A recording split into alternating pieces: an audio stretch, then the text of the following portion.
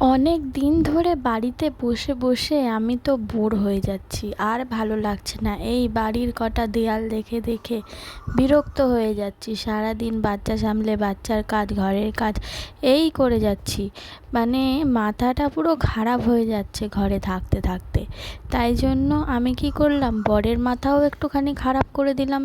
তারপরে বরকে রাগিয়ে ঠাগিয়ে বললাম, আজকে তো নিয়ে যেতেই হবে আমাদের দুজনকে পার্কে।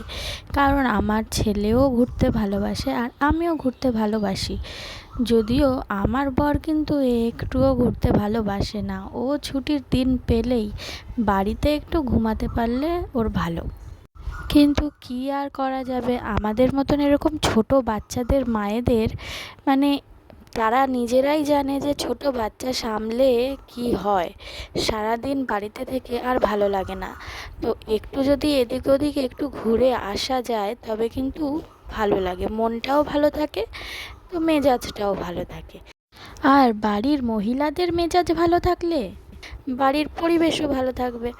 তো যাদের যাদের এরকম যদি পরিবেশ বাড়ির ভালো করতে চাও, অবশ্যই একটু মাঝে সাঝে ঘুরে এসো।